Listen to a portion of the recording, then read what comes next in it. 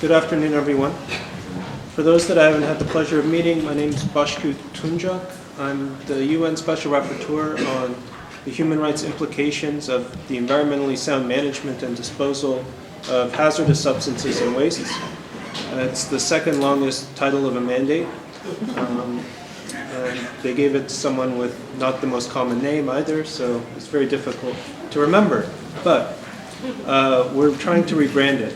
It's called the Mandate on Toxics, in short. So I wanted to, well, thank you for the invitation to be here today.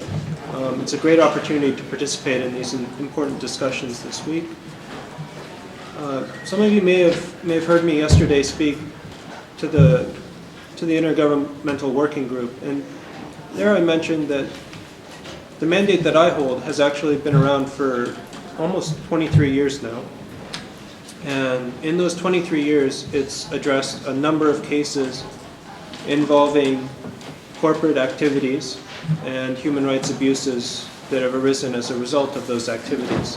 Most of those that have been addressed by this mandate have been transnational in nature. So I wanted to just give you an overview of my mandate and then talk about some of the key cases that have come up in the recent years. One of the case that's most closely tied to my mandate is the case of the Provo Koala incident in Côte d'Ivoire. Many of you are probably familiar with this case. But for those that aren't, it was a case of a company, Trafigura, headquartered in Europe, which decided to manufacture a product on board a ship because it couldn't get the proper licenses to manufacture that product on land, because the process it wanted to do was so hazardous. Unfortunately, it didn't have a clear plan for how it would dispose of this waste. It tried to do that in the Netherlands. Unfortunately, that was too expensive at the time for Trafigura, and so they decided that they could find somewhere else for less money. And so they set sail and went first to North Africa, then around the coast of Africa, down to West Africa, and eventually found a company of very little experience disposing hazardous waste in Côte d'Ivoire, where the company unloaded the waste off of this ship here and disposed of it in the city of Abidjan in about a little less than 20 open dump sites. It's estimated that 16 people died as a result of exposure to this toxic waste, and according to Amnesty International, approximately 100,000 sought medical assistance for health impacts. And so appropriately, the African group has been very closely tied to my mandate, and it goes even beyond this case, which was in 2006. Cases of dumping have been around for decades around the world, and that is what led to the creation of my mandate in the mid-90s. However, following in part the Provo Koala incident, my mandate expanded quite significantly. This was in parallel to discussions within the environmental arena, where considerable attention and effort was spent at articulating and adopting a life cycle approach to the issue of waste. And so my mandate that I hold right now was also expanded to look at the issue of waste from a life cycle approach. So now the title I have has become much, much longer, and it includes the full life cycle of hazardous substances and wastes. So any toxic product or byproduct of extractive industries, manufacturing, whether it's chemicals or consumer products, food and agriculture, energy, transportation, and of course the disposal of waste, are all now part of the mandate and within the scope. So in addition to a broad suite of business activities that are now implicated, so too are a broad suite of human rights, both civil and political, as well as economic, social, and cultural. When I was appointed to this mandate in 2014, I held a number of consultations.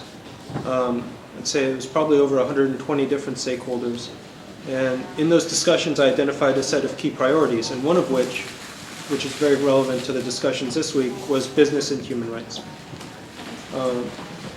So I'm going to, in a second, present some of the cases that have come under the mandate. But as I was saying, there are a number of human rights that are implicated.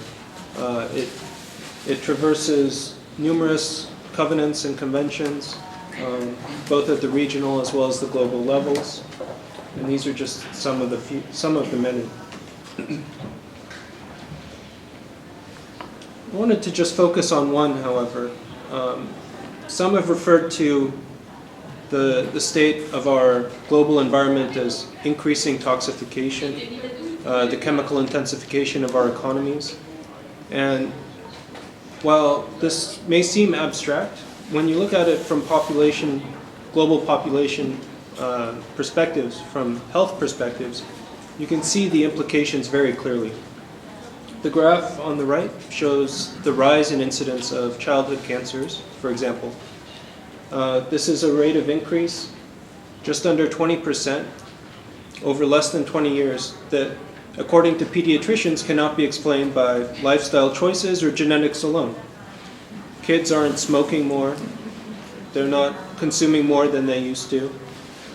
This is attributable largely, according to these pediatricians, to environmental factors. And the same holds true for diabetes, rates of certain cancers in adults, and other environmental diseases and disabilities that are tied to toxic exposures. So now I just wanted to turn to some of the country visits that I've done, which for many of the participants in the room might be a useful resource to consult in terms of the types of cases that are being raised involving toxic chemicals and business activities. When I went to Kazakhstan in 2015, one of the cases that came up was the case of Berezkova. I hope I'm pronouncing that correctly. It was a case involving a small community that's just on the border of a oil and gas condensate field. It's owned and operated by, let's say, 5 companies as part of a consortium.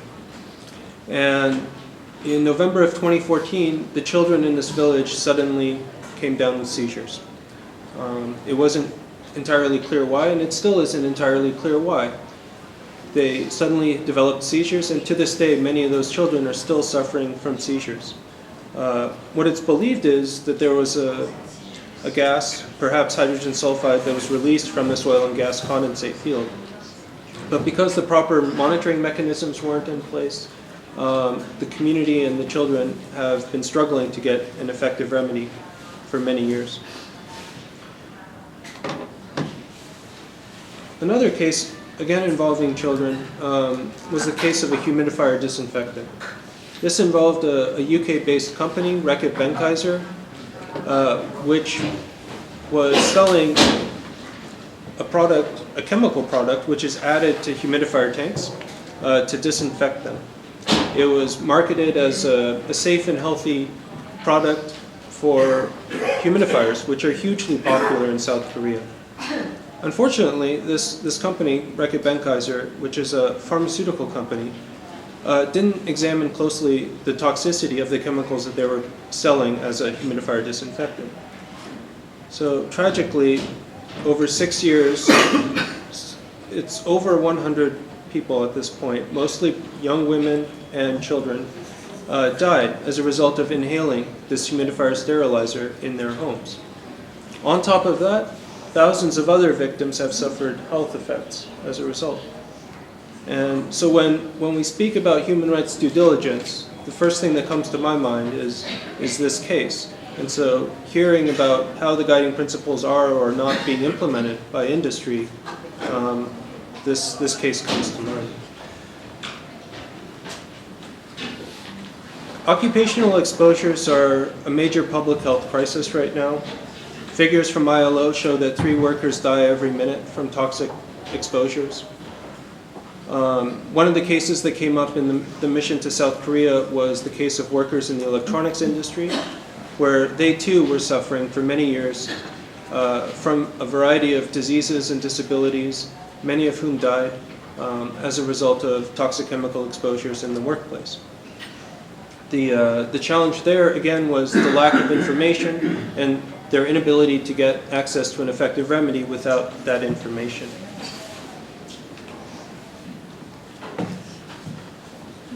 Recently, I've taken a number of missions to EU countries. The EU generally has some of the best environmental regulations compared to other countries.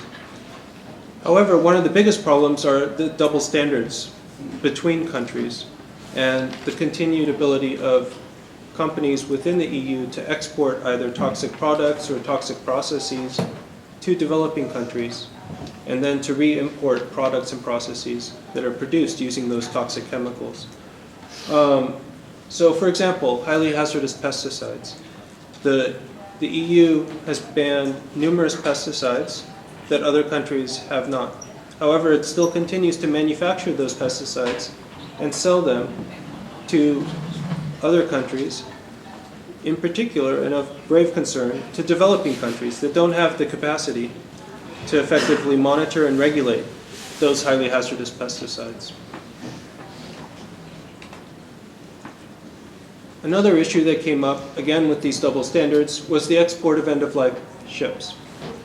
So in my mission to Denmark just a few weeks ago, I learned of a ship that was actually radioactive that was sent from Europe to Bangladesh to be dismantled.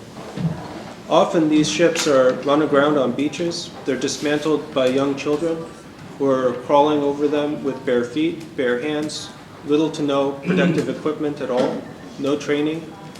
It's one of the most egregious cases, I think, of double standards where companies have safer alternatives, safer methods of dismantling these ships available at a marginally higher price, but continue to use these highly unsound, highly hazardous disposal practices.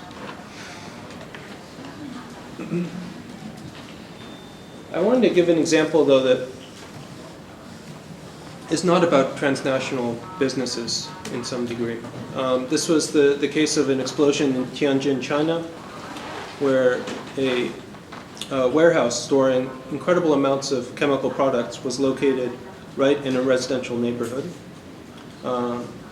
Hundreds of people again lost their lives because the company failed to take proper care with information, providing information, and ensuring that due diligence was performed regarding which chemicals were being stored, where, and how first responders had access to the information.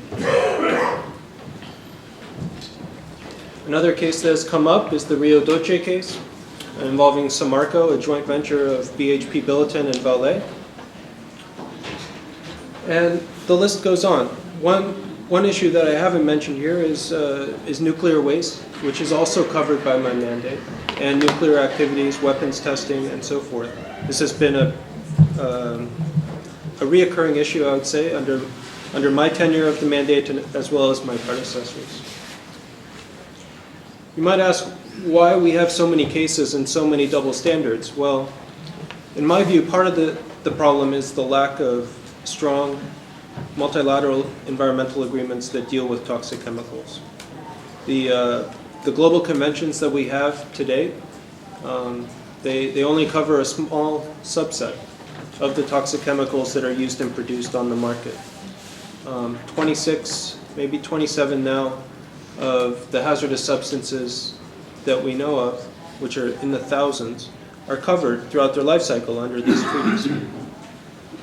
Some that are not covered are carcinogens at large, reproductive toxicants, endocrine disruptors, nanomaterials, and other chemicals of concern that countries around the world are using and producing but not regulating effectively. So with that, I would open it up for questions, and thank you for your attention.